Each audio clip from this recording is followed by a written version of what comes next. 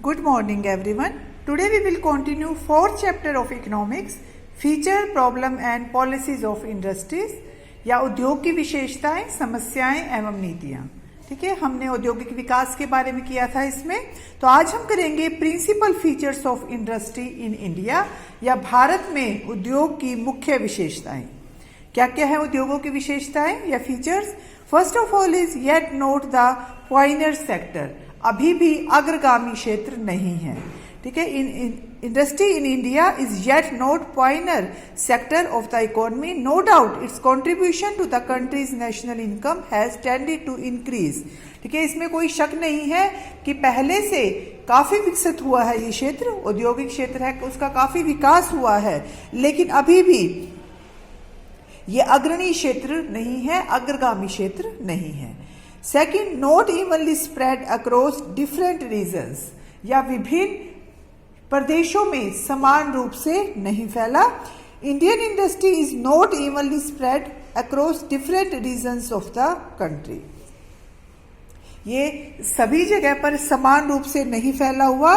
While Maharashtra can be termed as an individual state, जबकि जो महाराष्ट्र है, महाराष्ट्र वो समान रूप से फैला हुआ है, वहां के जो औद्योगिक राज्य उसको कहा जाता है, जबकि बिहार और झारखंड जैसे राज्य इस अवस्था से अभी भी बहुत दूर है। ठीक है, देश के अधिकतर राज्य हैं वो औद्योगिक राष्ट्र से अभी भी पिछड़े हुए हैं। जो हमारे भारत के कुछ ही स्टेट ऐसे हैं जहां पर औद्योगिक विकास हुआ है, इंडस्ट्रियल डेवलपमेंट हुआ है। सब जगह पर इंडस्ट्रियल डेवलपमेंट नहीं हुआ, तो हम इसको कह सकते हैं नॉट इवनली स्प्रेड। थर्ड है competitive as of the large scale industries, या बड़े पैमाने के उद्योग की अच्छी प्रतिस्पर्धात्मक स्थिति। इसमें क्या है, देखो, एक तो हमारे देश में छोटे पैमाने के उद्योग हैं, ठीक है, स्मॉल स्केल, और जो सेकंड है वो है लार्ज स्केल। तो लार्ज स्केल जो इंडस्ट्रीज हैं उनकी स्थिति तो अच्छी है हमारे देश में, जबकि जो स्मॉल स्केल इंडस्ट्रीज हैं उनकी स्थिति ज़्यादा अच्छी नहीं है। लार्ज स्केल जो इंडस्ट्रीज है उनका प्रॉफिट भी अच्छा है, उसमें बहुत सारे लोग हैं वो रोजगार पर लगे हुए हैं, जबकि जो स्मॉल स्केल इंडस्ट्रीज है उनकी स्थिति है वो ज़्यादा अच्छी नहीं है। In the competitive market, large scale industries enjoy a competitive edge over the small scale industries. ठीक है, और this is because of the economy of large scale production and consequently low cost of production. जब large scale industries production करती हैं तो उनकी जो cost है वो भी कम हो जाती है, उनकी सेल भी ज़्यादा होती है, उनकी बचतें भी ज़्यादा होती हैं, तो वो विकास कर रही हैं, जबकि स्मॉल स्केल इंडस्ट्रीज है वो ज़्यादा विकास अभी नहीं कर पा रही हैं। फोर्थ है MNCs are emerging as monopolies, या बहुराष्ट्रीय निगमें एकाधिकार के रूप में उभर रही हैं। Policy of globalisation and encouragement to private foreign direct investment have added the spread of multinational corporation in India. Multinational corporation of India को हम शॉर्ट फॉर्म में कहते हैं MNCs। MNCs क्या होते हैं कि मान लो भारत में कोई कंपनी है तो उसकी जो ब्रांचेस है वो बाहर भी होगी, अमेरिका में होगी, जापान में होगी, इटली में होगी। अगर ऐसा है तो हम उसको MNC कहते हैं, मल्टीनेशनल कंपनी। ठीक है, तो जो मल्टीनेशनल कंपनी है वो भी प्रोत्साहन की नीति ने बहुराष्ट्रीय निगमों में फैलाने में मदद की है।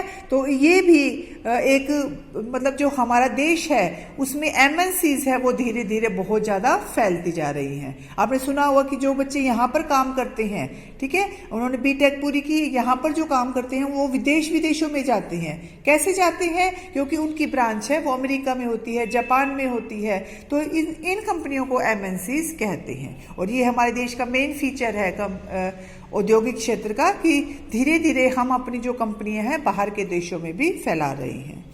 फिर है टेक्नोलॉजिकली बैकवर्ड, या तकनीकी दृष्टि से पिछड़ी हुई। Indian industry is technological backward compare to the most countries of the world. अगर हम दूसरे देशों से तुलना करें जो विकसित देश हैं जैसे अमेरिका और जापान है, अगर उनसे हम तुलना करते हैं तो हमारी टेक्नोलॉजी है वो बहुत पिछड़ी हुई है, बहुत बैकवर्ड है। Consequently, we produce high cost products and even the products which are qualitatively less competitive in the global market. ठीक है, क्योंकि जो हमारी कॉस्ट आती है चीज़ों की वो बहुत ज़्यादा होती है, तो मार्केट में ज़्यादा रेट पर बिकती है और उसको कोई खरीदना पसंद नहीं करता।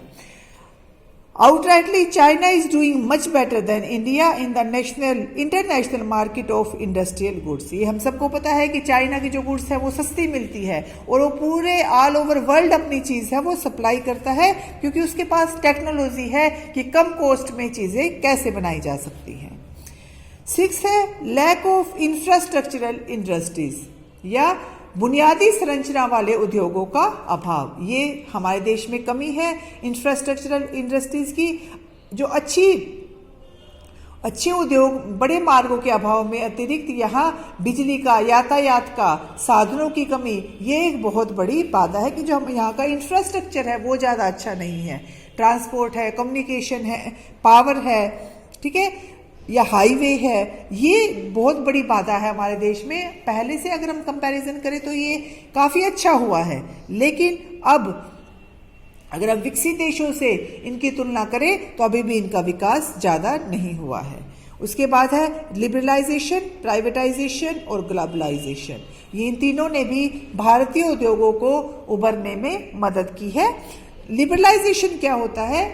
इसका मतलब है रिलेटिंग टू इंडस्ट्रियल लाइसेंसिंग। हमने पहले पढ़ा है इससे कि ज़्यादातर है लाइसेंसिंग समाप्त कर दी गई है, सरकार के पास है वो केवल कुछ ही उद्योग है, ठीक है, और उनका प्राइवेटाइजेशन कर दिया गया है। वो चीज़ें हैं जो पहले गवर्नमेंट प्रोड्यूस करती थी वो प्राइवेट सेक्टर को दे दी गई है, उसको हम कहते हैं प्राइवेटाइजेशन या implying scale of public sector industry to the private sector. जब पब्लिक सेक्टर से कोई उद्योग है वो प्राइवेट सेक्टर में आ जाता है तो उसको हम प्राइवेटाइजेशन कहते हैं। और globalisation implying freedom of entry of MNCs in the domestic market. ठीक है, ग्लोबलाइजेशन क्या होता है? वैश्वीकरण, कि जो हम काम करते हैं, जो इंडस्ट्रीज का प्रोडक्शन होता है वो देश विदेशों में भेजना या देश विदेशों से हमारे देश में आना, तो ग्लोबलाइजेशन। ये तीनों हैं वो फीचर्स उभर कर आए हैं सामने, जिससे इंडस्ट्रियल डेवलपमेंट हुआ है हमारे देश में। ज़्यादा नहीं हुआ, लेकिन इन्होंने जो लिबरलाइजेशन है, प्राइवेटाइजेशन है और ग्लोबलाइजेशन है, इन्होंने काफ़ी मदद की है इंडस्ट्रियल डेवलपमेंट में। ठीक है, तो ये टॉपिक आपको प्रिपेयर करना है बेटा।